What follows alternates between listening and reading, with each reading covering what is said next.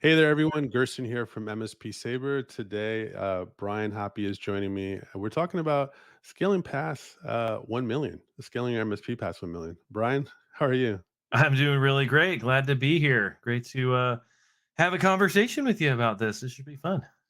Yeah, thanks again for joining us, Brian. So, Absolutely. for those of you that don't know, please check Brian out. He's an amazing executive coach. He's worked with several MSPs, has an extensive MSP background himself.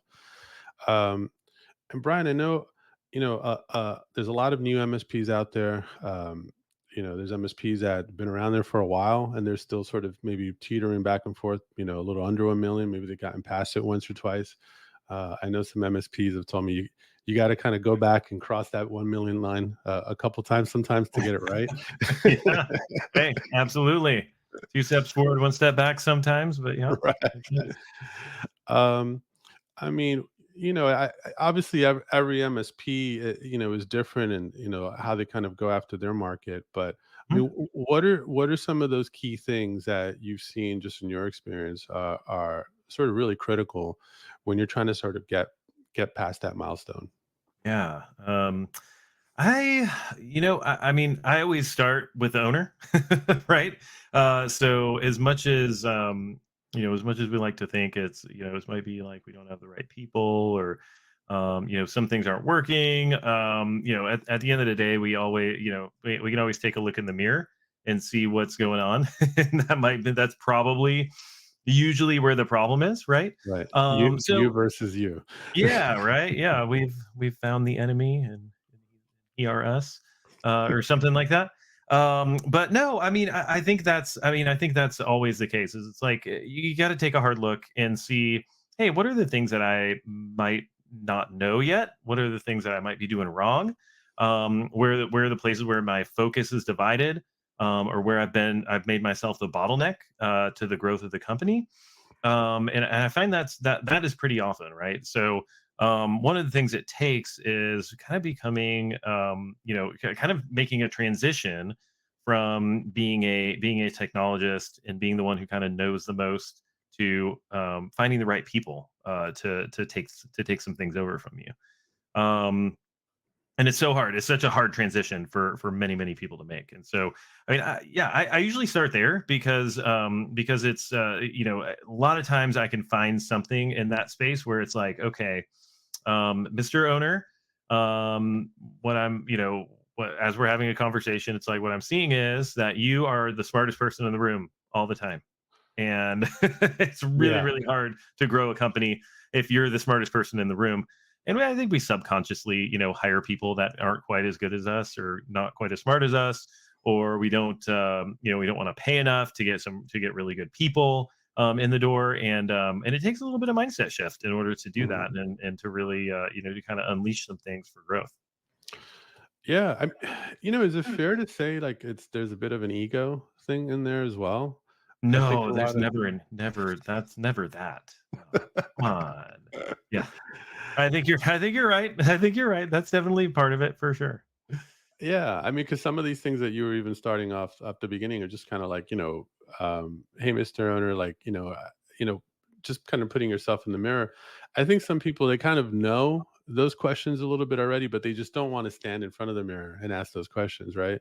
Yeah. Because that's sometimes it's a little too close to a nerve, Mhm. maybe sometimes I know for me personally, I ran my MSP for 20 years, but I would say I mean, shoot, at least the first 5 or 6 years, I was just really just trying to really just establish the job itself.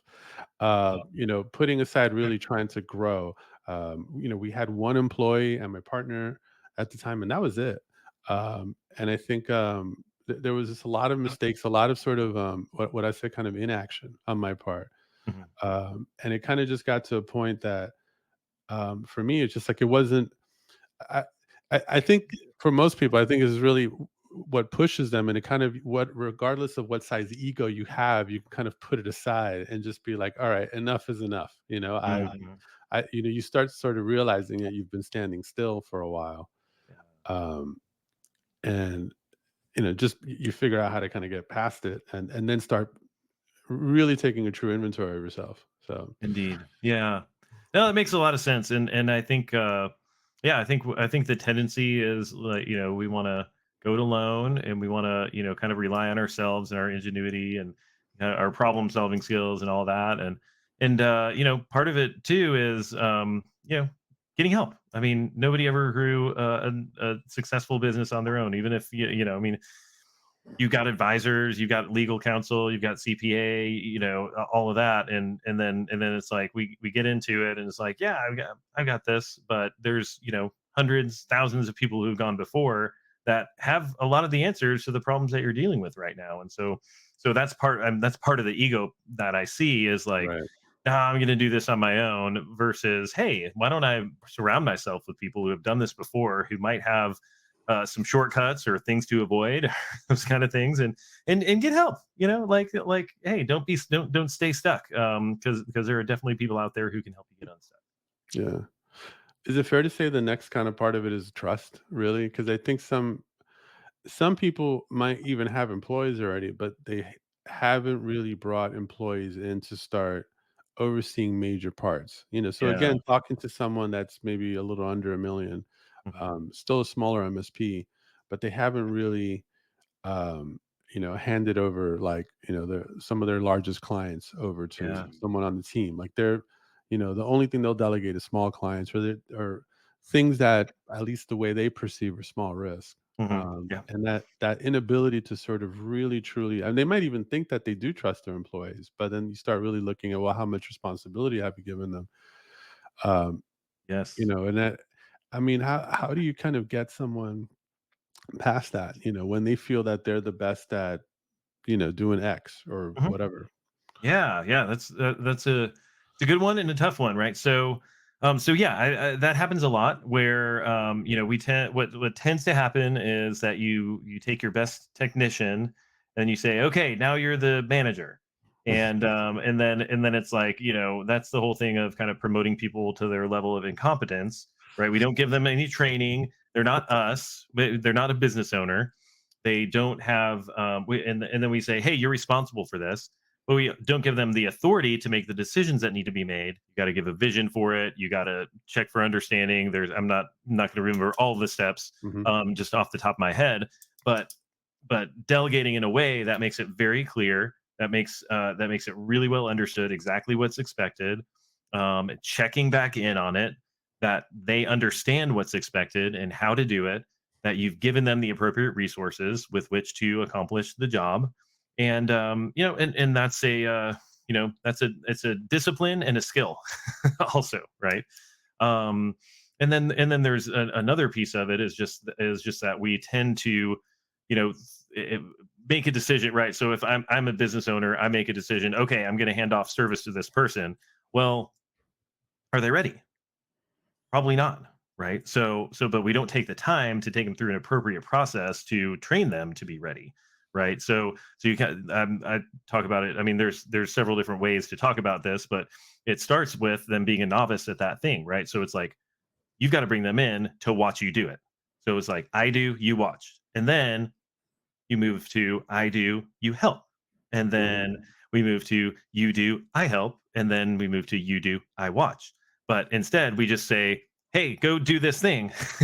And then we're surprised when it doesn't work out well, because it's not going to work out well because they don't know how to do it, at least to the standards that Yeah. we've kind of set Yeah. for it. So, anyways, I could probably talk about that for a long time, but yeah, I think there's definitely a spot of ego in there, and then and then it's just like, hey, it's my baby. This is the thing that I built, and it will take a lot of trust to hand over some of that stuff. Um, and to your point about really kind of um, equipping the person the best way possible to start doing well. I think one of the things I'm kind of curious what your feedback is on metrics. I know for me, and the team we had, we started hiring people that were when we hired them, we kind of already started envisioning them kind of moving into a leadership level, right? Yeah. And as we started kind of going into that path, the more we learned, and we never like did EOS or anything like that, but we borrowed some things out of out of the traction book, Mhm. and one of them is a sort of the certain style of metrics. So we kind of aligned the delivery areas and who was responsible for each thing. So we had a weekly call that there were numbers now that everyone had to Yeah. answer for. And I always share that with people as like, man, that was really, really critical. And I don't know when we implemented that, but I know it was really close to kind of that $1 million mark. Yeah. And it was so it was such a great feeling, I'll just say, after a Yeah. while. And initially it was still difficult because you start uh, you start speaking with other people and figuring out kind of what are the numbers that make sense for you to track. But ultimately, it's a little different for everyone.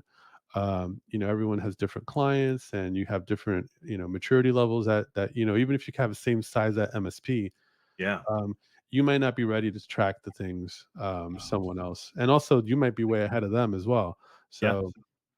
So having those numbers for sales and having the service manager report on their numbers. And to me, I think it's almost key. Also, don't overwhelm yourself. Yeah. Just have those critical ones, because I know for us, every few weeks we would start seeing numbers that really didn't mean anything anymore because maybe we hit a milestone, and then we would introduce sort of a new number. Right. Overall, though, we were always trying to really sort of simplify everything, because the way I see it is like, you don't wanna feel like you're the pilot of a jetliner and you've got a ton of gauges, right, that you've gotta Yeah. monitor, 'cause that's just that you're just gonna get overwhelmed. You kinda want the 2 or 3 gauges that are key. Yeah. And like I said, some delivery areas might have more, that's fine, but overall, someone knowing that they're gonna jump on that call every week, and they know that they have to explain why their number is up or the same, and especially once it becomes week after week after week, it certainly, puts the pressure on those people to start really moving. I'm curious to hear, like, what are the transformations you see? Kind of what guidance do you give to people around metrics and kind of really being able to kind of discover how to even roll out that process? Is it a weekly call? The best way to start using those metrics. Yeah, yeah. No, I mean, I subscribe to a similar methodology, and definitely with metrics, it's yeah, a weekly metrics are a great way to start. There is some stuff that's like very difficult to measure weekly, like your MRR, for instance, right? I mean, that's a monthly metric. Hmm. But there's so many things, like especially in operations and sales, and some finance metrics, those kind of things that are much better to do on a on a weekly basis. And so yeah, Hmm. we have a call, the weekly weekly leadership team meeting where it's like, yeah, we're going through those metrics every single time. And the key there is kind of like, garbage in, garbage out. And kind of like you were saying, like you'd kind of, some things just cycle out, right? It doesn't become, it's not necessary to look at it anymore, or we set it up wrong in the first place. So if there's something and you're looking at it weekly, if there's a metric and it's always red every single week, then why are you tracking it? Because you're not Right. doing anything about it. So either change the metric, change the goal, or do something else, because otherwise you're just wasting your time. And so that I definitely always encourage, when I'm going through those kind of things with my clients, is it has to be measurable, it has to be actionable, and it has to be like you're going to do something about it if it's not, if it's not what it, what your target is, right? So like common one there is like CSAT, right? So whatever. Let's say your goal is 97%. Well, what are you going to do if it's 96.5%? And it's red. It's not red at 96.5%. Right. It doesn't really matter. Well, what if the metric instead is negative reviews, or neutral reviews and negative reviews? Then it's like, okay, our goal is to have one or less than one of those, right? Ideally zero of those, but it's not always going to be zero. But then you have a process to actually deal with it when one of those happens and fix the underlying problem. It actually becomes actionable and a good thing to measure. So yeah, so you just have to be careful that you're not just barking up the wrong tree all the time with metrics, but that's definitely a big key on that. So, and then the other part of your question is like some of the other stuff. Like I think When I think about it, that scaling, one of the things I look at is with an owner I'm working with. They're under 1 million. I want to know how much of your time are you spending on sales versus operations, right?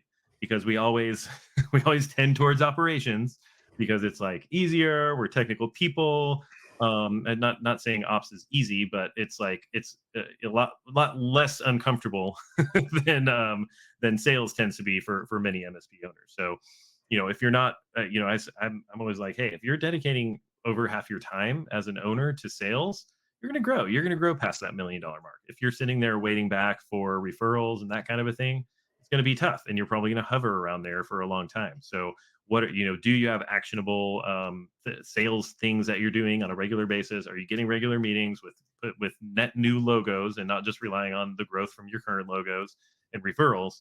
That's going to be another big thing to me that kind of sets MSPs apart that are going to grow quickly versus kind of stagnate around that.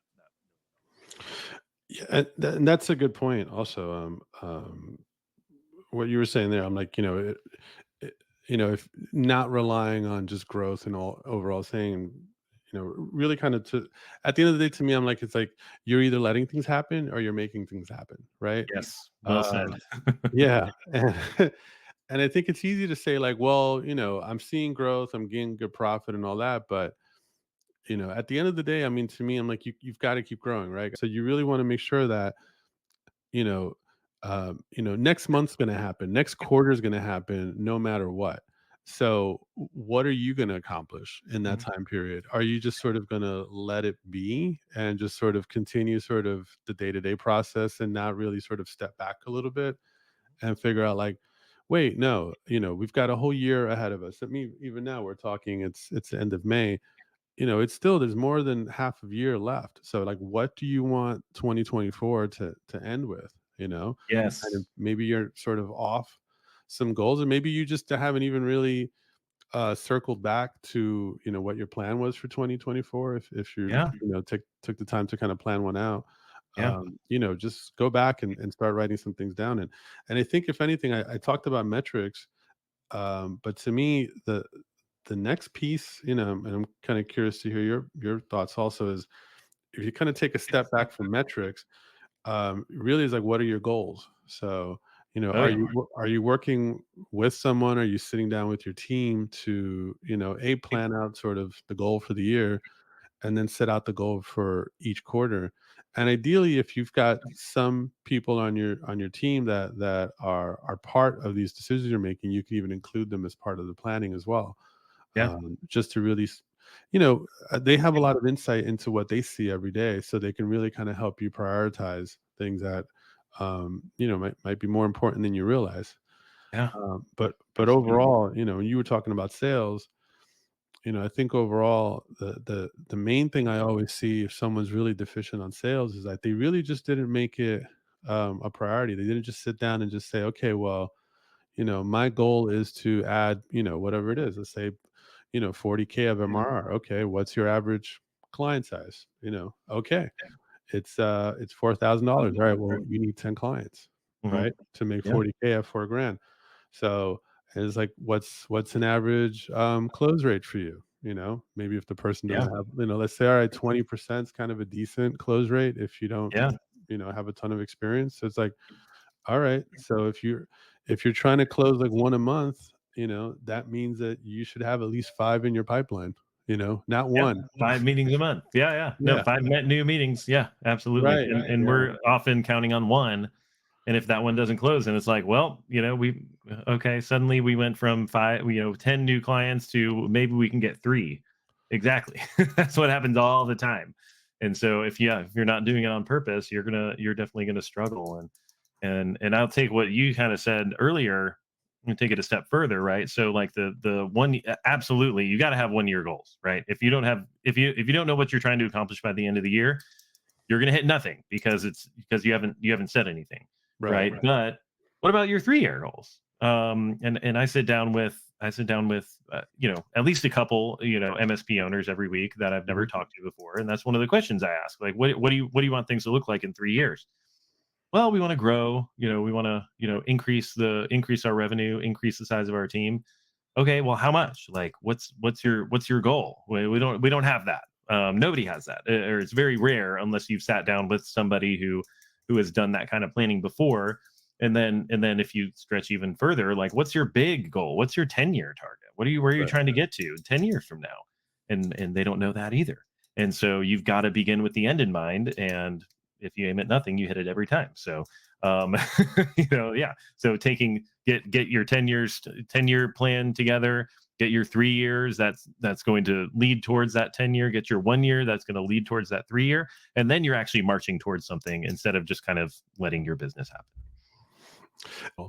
But one thing I really want to add is like, even if you're really small, it's so important to do that plan, you know? And if you can't, even if you can't afford a coach, I like write it down and share it with someone, your Yeah. brother or your wife, whoever, Yeah. and maybe boil it down, but share it with someone so you kind of feel more accountable. You Yeah. just don't have this because it's kind of I know for me, and I know a lot of people probably like this. Some of it might be easy to let yourself down, but it's Mhm. easy. It's not. I know for me, it's really hard. I do not like letting other people down, especially if I've said I was going to do something already.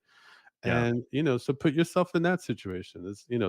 Share it with other people. And if possible, just share. Definitely your team should be knowing because the truth of the matter is sometimes people are like, well, I had another engineer leave and all that. And then you kind of start, well, where are your sales at? And it's like, here's the problem. The really good people that you may hire, they want to see that there's a trajectory for them too.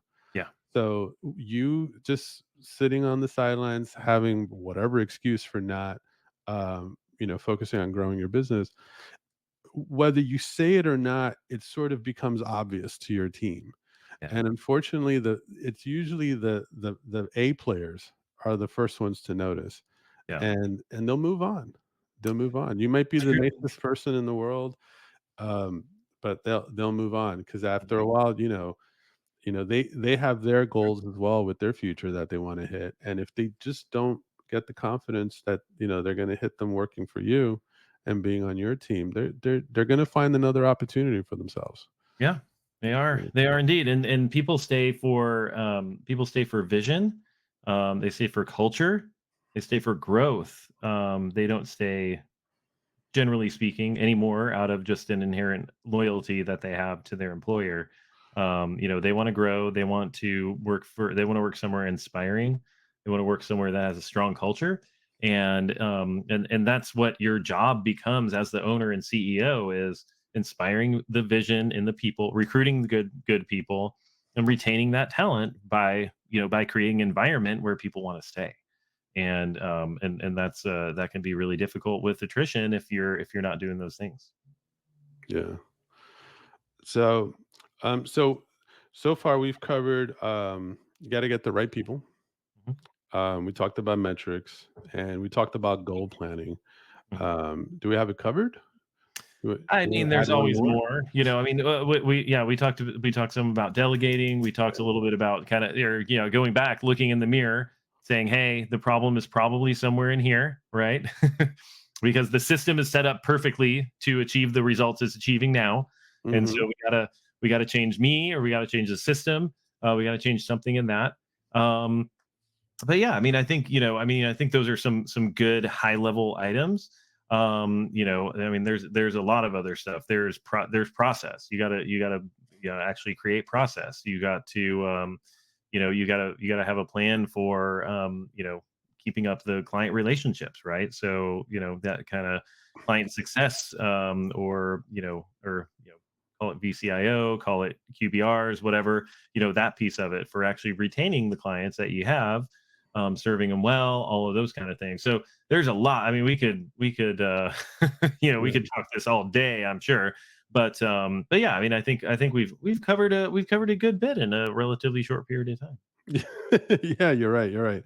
Yeah. And I would just say the one thing, and um, I shared this with someone not too long ago about process, and it's something I learned from an old mentor of mine. Is like if you are not following a process in your MSP, then you should be creating one. Yes. And for me, that was, that it's, we Hmm. all have those things that kind of just stick with you. And I'm like, wow, that's really, because I remember, before that was shared with me, just kind of being Hmm. annoyed sometimes when I was seeing like one-off things being done, Yeah. or sort of like, oh, I'll use an example, like, you know, someone's got to, add a rule to some sort of device or whatever, to a firewall or whatever. It's like, oh, well, that's Bob's thing. So we're going to wait for Bob. Isn't it Bob on vacation? It's like, all right, well, we're just going to wait for Bob to come back and Yeah. and Yeah. it's and it's No like, good. no. And it's like, I understand that maybe if it's a very complex job, Bob needs to do it. And if it is, that's probably a project that, we'll schedule out. But if this is part of the everyday thing, and this is something that everyone already knew about, it shouldn't just be on Bob. And it's like, I'm pretty sure Bob would also like someone to cover him as well. Yeah. So what can we do as an organization, as a team, to start making sure that you all can kind of cover for each other and make sure that things are well documented? For me, I was probably one of the first people to jump on IT Glue, and I brought that to my team. Yeah. Since then, their IT Glue, that functionality, of being able to document, and some people can now call it a run book, and Yeah. but there's different names for it. But still, at the end of the day, it's the process, and you should have a culture that people know that if they're doing something that's just like there's no documentation for, they should be annoyed. Yeah.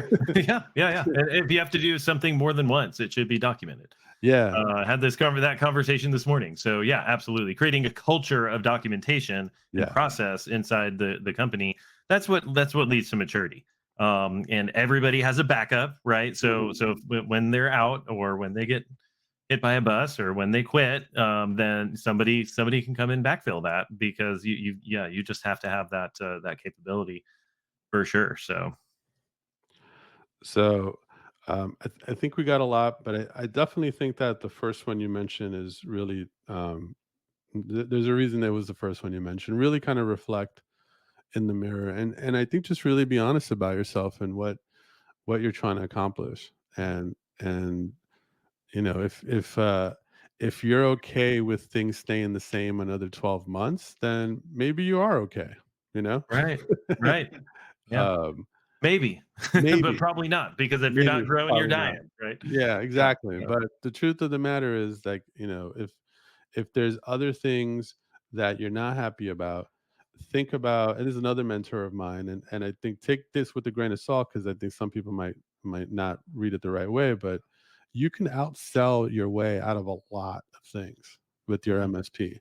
yeah, There's very few things you really can outsell your way out of. So if you've got that engine going, if you've got that pipeline going, um, you've already kind of started kind of taking the cap off the bottle of your cure. yeah, But you've got to stay with it, and you've got to stay consistent. So, yeah, yeah. yep. No, absolutely. You're spot on there. Well, Brian, thanks again, Yeah. for hopping on. Always love talking with you, and hearing your insights. Um, where can people get a hold of you? Your website? Yeah, yeah, brianhoppe.com. It's HOPPE and Brian with an I. Yeah, that's a great place. I also have a free guide if somebody wants to download it. That's at discovery.brianhoppe.com.